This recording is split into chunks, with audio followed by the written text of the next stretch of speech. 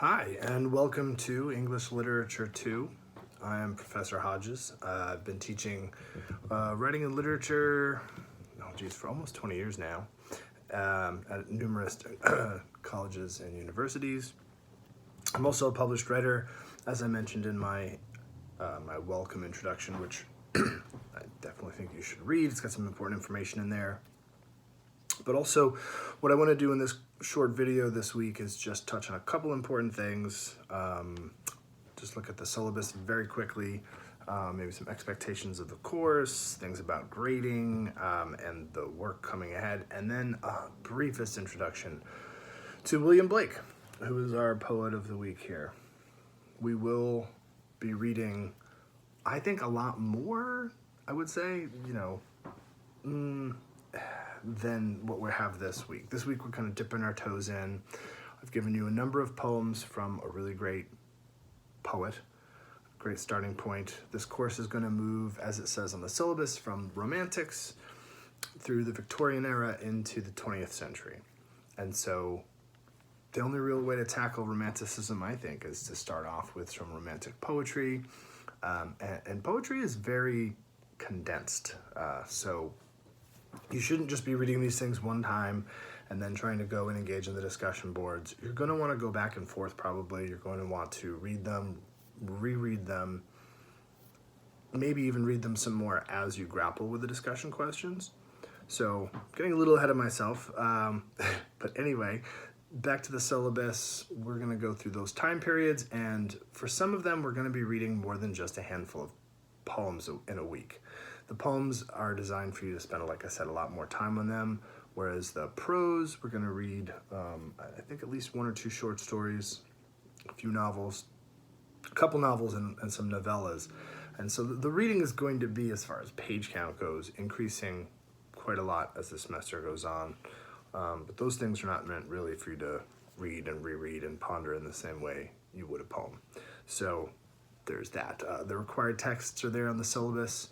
You won't need Martin Amis's Success until the end of the semester. This is alphabetized as you would do any works cited page.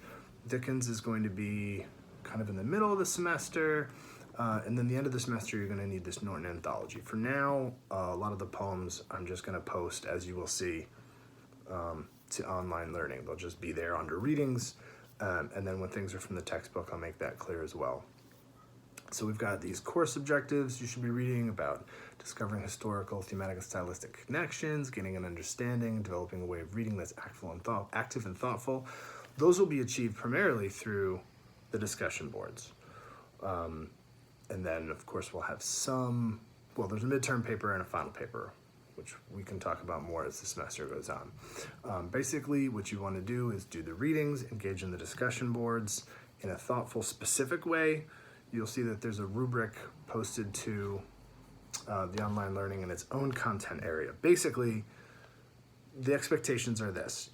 You have to answer every question fully and be specific, really specific. In other words, maybe, especially with poems, provide some quotes to let the reader, in other words, your peers, see where you're getting this idea from. Prove it. Prove it with quotes. Prove it with pointing out word choices. If you say the tone is sad or angry, why?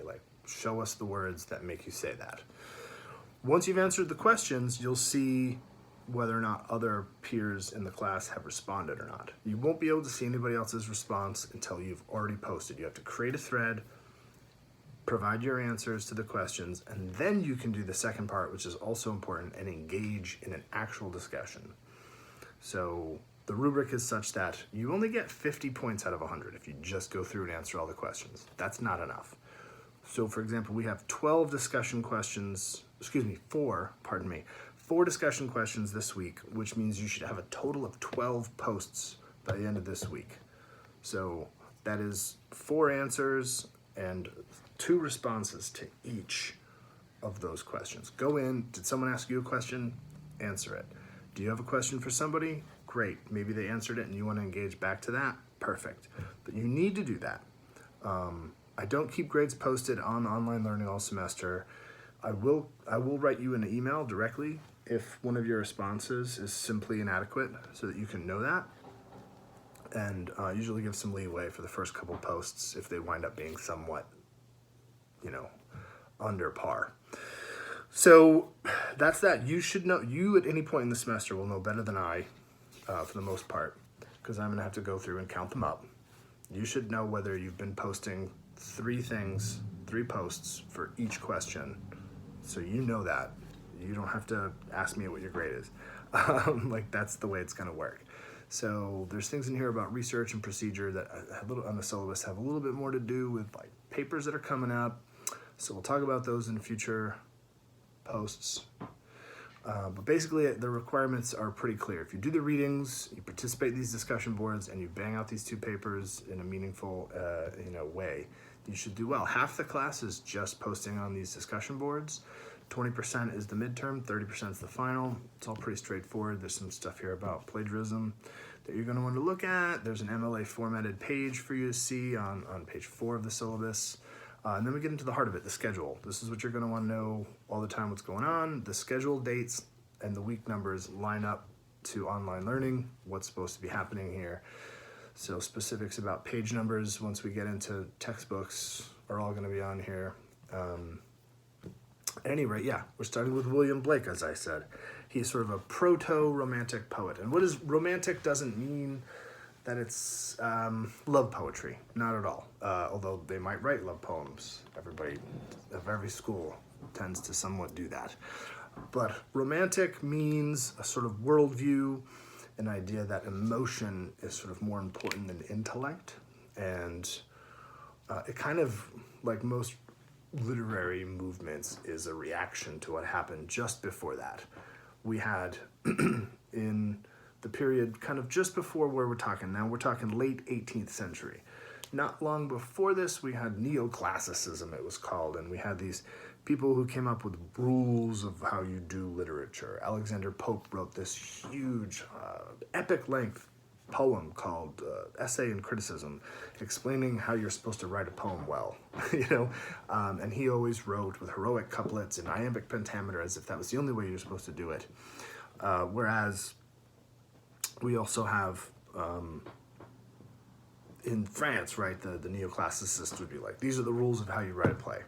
So the Romantics were kind of coming on the scene in response to that, and also during a period of great revolutionary upheaval, late 18th century, right? So 1780s to 90s is when we're talking about peak Blake period, and that's not just after the American Revolution. That's the French Revolution happens at the same time as this period we're talking about.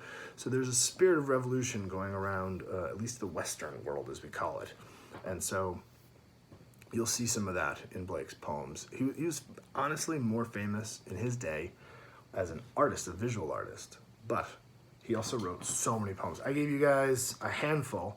Here's my complete collection of Blake's poems and prose, and it is a doozy. He's quite a prolific writer. But we're going to dip our toes into some romanticism. We're going to see, so Blake is kind of like, I guess he's one of these guys who didn't call himself romantic, but those who were inspired by him, who we'll be reading in the next couple of weeks, definitely considered him almost like the godfather of their movement. So, super important. Read the poems carefully and repeatedly, engage in the discussions, and of course, as always, you have my email address, so hit me up with any questions, and I'll be engaging in the discussion board soon too, toward the end of the week, so you can get my final thoughts on things, and you should definitely be reading those too, because if you don't, it's kind of like, it would be like leaving the class 10 minutes early if we had a class period, like a regular scheduled class period. So make sure you read my final comments every week, or else you're kind of missing out. All right, well, hope you enjoyed the poems, and get prepared. It's going to be a fun time, I think.